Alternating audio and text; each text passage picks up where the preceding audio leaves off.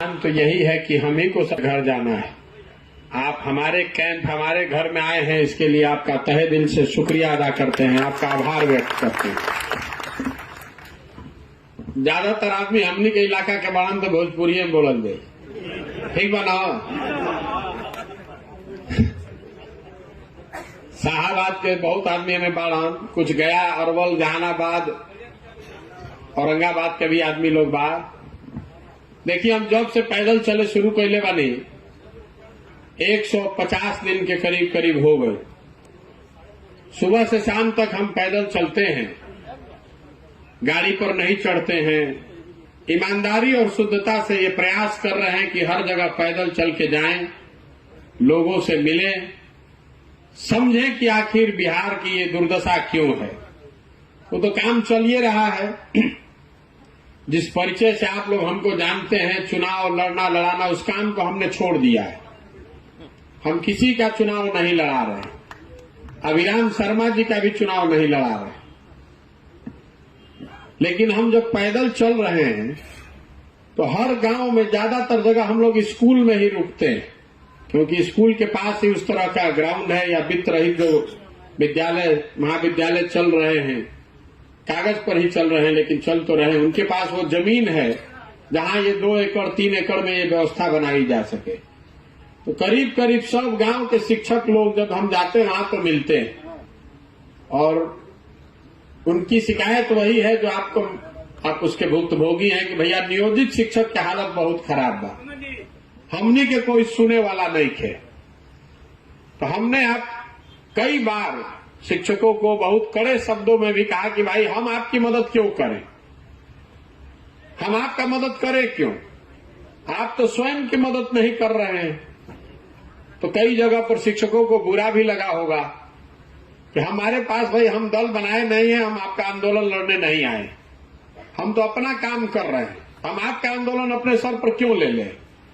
लेकिन हर दूसरे तीसरे चौथे 5वें दिन कोई न कोई शिक्षक समूह मिलता है और उसकी अपेक्षा इतनी ही होती है कि भैया रउआ आवाज लगाएं, आप बोलिएगा तो बात हो जाएगा। हम आपको बता रहे हैं हमारे बोलने से आपका काम नहीं होगा, हम आपको झूठ नहीं बोलना चाहते। आपको 2015 में हमने देखा है, हम उस समय प्रचार कर रहे थे नीतीश कुमार का, तो शिक्षक संगठनों ने भाजपा और भाजपा के नेतृत्व के कहने पर उस समय पूरी ताकत से भाजपा की मदद की। आप जिसका मदद किए वो चुनाव हार गया।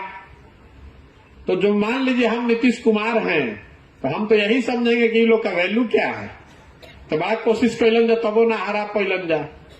लेकिन आपका दुर्भाग्य देखिए, या भाजपा का दुर्भाग्य देखिए कि 2 बरस के बाद वही सुशील मोदी उप मुख्यमंत्री बन गए, और उनके पास 5 बरस का समय था कि जो वादा उन्होंने आपसे किया था उसको वो पूरा कर सके।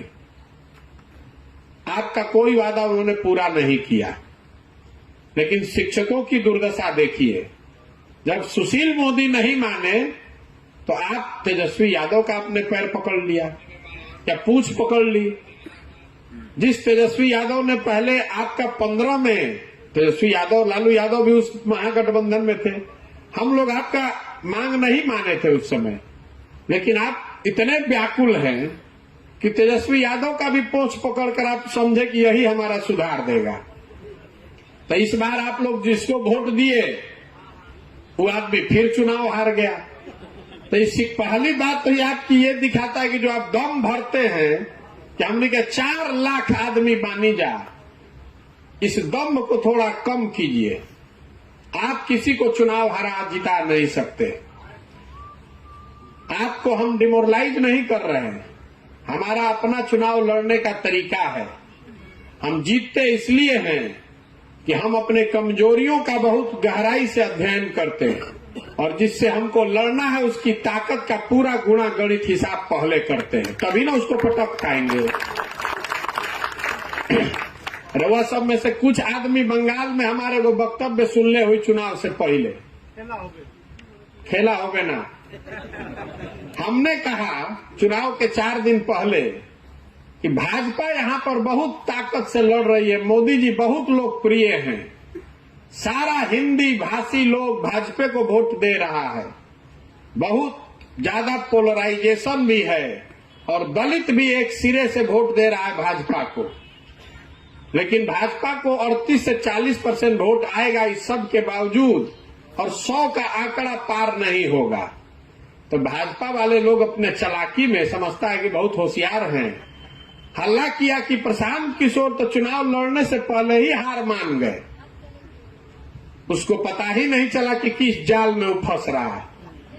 अरे चुनाव के पहले 4 दिन पहले हम अपने वर्करों को बता रहे हैं कि खड़े रहना, ढीला नहीं पड़ना, बहुत बड़ी लड़ाई है। तो कितना पर पटके? 77 पर। और जिस टीएमसी को आपने मान लिया था कि ये हार गई है, उसको 220 पर जाके उसका कांटा रुका। ये इसलिए है कि हम भाजपा की जो ताकत है बंगाल में, उसको हमने बहुत गहराई से देखा होगा, उसका अध्ययन किया होगा। ये गुणा गणित निकाला कि भाई इसको 40% वोट आएगा, तो अगर इसको हराना है तो हमको 45% से कम वोट नहीं आना चाहिए। हम लेकर आए 48% वोट, भाजपा को आया 38% वोट। तो हम आपको डिमोरलाइज नहीं कर रहे हैं, आपको ये बता रहे हैं कि अपनी क्षमता को आप बढ़ाकर आंकिए मत, क्योंकि 4 लाख आपकी संख्या है, आपके परिवार की संख्या जोड़ देंगे तो 20 लाख आपका वोट भी होगा, लेकिन वो 20 लाख 20 खंड में बटा हुआ है। आप आज शिक्षक हैं, लेकिन जहिया वोट हो वो दिन कुशवाहा बन जाइएगा, पंडित बन जाइएगा, राजपूत बन जाइएगा, राष्ट्रवादी बनकर वोट दीजिएगा, कोई हिंदू बन के वोट देगा। इसलिए आपकी ताकत 20 लाख की है ही नहीं। इसीलिए आप 2 बार ट्राई किए लेकिन हरा नहीं पाए। तो दल वाला जान ही रहा है कि शिक्षा वाले कतनो हल्ला करस जाए। अगर हम आज उनको ये सुझाव दे रहे हैं, उनको सलाह दे रहे हैं, तो यही कहेंगे कि शिक्षकों के आंदोलन से घबराने की जरूरत नहीं है, ये लोग चुनाव नहीं हरा सकता है। और नेता एक के बात से डरता है, वोट से। आप कितनों वार्ता कर लीजिए, कमरे के अंदर बैठा के जूता भी मार दीजिए, वो सब सह लेगा, वोटवा मिलना चाहिए। इन 2 बात को समझ लीजिए कि आपकी जो ताकत है वो ताकत इतनी नहीं है कि आप सरकार को हरा दीजिए। तो शिक्षक नेता हमारे पास आते हैं और वो कहते हैं कि भैया हम लोग आपकी मदद करेंगे, आप हमारी मदद कीजिए। तो मैं आपको सिरे से कह रहा हूं कि हमको आपकी मदद नहीं चाहिए। आपकी मदद से हम चुनाव नहीं जीत सकते हैं। बिहार में क्या लोग हम दल बनाइयो ले, तो हमको शिक्षकों की मदद से हम बिहार नहीं जीत सकते। हम बिहार तब जीत सकते हैं जब बिहार में शिक्षा की व्यवस्था बेहतर हो जाए और आप पूरी ताकत से उसके पीछे खड़े हो जाइए, तब वो 20 लाख की ताकत हमारी बन सकती है। तो हमने शिक्षकों की मदद करने के लिए 2 ही शर्त रखी है। चुनाव के बाद आप हमारी अभी मदद कर दीजिए, हम चुनाव के बाद आपका चिंता करेंगे। ये सिरे से आपको बेवकूफ बनाने वाली बात है। आप यही ना कहने आते हैं कि भैया आप हमारी मदद कीजिए, चुनाव में आपका मदद हम लोग करेंगे। तो हम तो यही कह दें कि हम तो सरकार में बानी ना, 2 प्रेस कॉन्फ्रेंस कह दे, 2 बात हल्ला कह दे कि भाई शिक्षकों के साथ अन्याय हो रहा, अपना घोषणा पत्र में लिख दे। जब जीत के चल आई तरुआ के भेंट होके चाइना रुआ क्या कर ले, हमारे कुछ नहीं कर सकते। तो इसलिए फिर से ठगे जाने वाले रास्ते पर मत जाइए। ये मेरा पहला सुझाव है कि हाँ, आप हमारी मदद पहले कर दीजिए, उसके बाद हम आपका चिंता करेंगे। घोषणा पत्र में लिख देने से तो आपकी दशा वही होगी जो सुशील मोदी के साथ हुई, जो तेजस्वी यादव के साथ हुई, वही दशा आपकी प्रशांत किशोर के साथ, जनसुराज के साथ भी होगी। तब एक रास्ता का बा, हम ये कह रहे हैं कि हम आपकी मदद पहले कर देते हैं। आपकी जो चिंता है, हम 24 के चुनाव से पहले आपका उपाय निकलवा देते हैं। उसके बाद आपके विवेक, आपके अंतरात्मा पर छोड़ेंगे कि हमने आपकी मदद की है, आपको अच्छा लगेगा तो हमारे साथ खड़ा होइएगा, नहीं अच्छा लगेगा तो जहां रहना है रहिए। और उसके लिए हमने शर्त 2 ही रखी है। हमने शर्त 2 रखी है एक तो आप शिक्षक समुदाय के तौर पर एक होइए। अभी आपका 19 गो संगठन है अलग अलग। ऐसा नहीं है कि सब शिक्षक 19 अपने दम पर है। हम इतना दिन से राजनीति देखे हैं बहुत नजदीक से। 19 में ज्यादातर संगठन ऐसे होंगे जो किसी न किसी दल के किसी नेता के सहयोग से पीछे से चढ़ाए जाने पर बनाए गए। तो हम क्यों कह रहे हैं एक होने के लिए? क्योंकि कोई आंदोलन अगर आप करेंगे तो जैसे ही आप खड़ा होइएगा तो 4 गो खड़क के भाग जाएगा। दिल्ली में जो आंदोलन हुआ जिसमें लोगों ने हम लोग जैसे लोगों से सुझाव लिया, उसमें भी 18 किसान के संगठन थे। तो हम लोगों का योगदान इतना ही है कि उनको बताया कि भाई आप अलग अलग लड़ने के बजाय बैनर अलग अलग रखिए, लेकिन एक संघर्ष समिति बनाइए, एक झंडे के नीचे आइए। उन्होंने फ्रंट भी अलग अलग बनाया।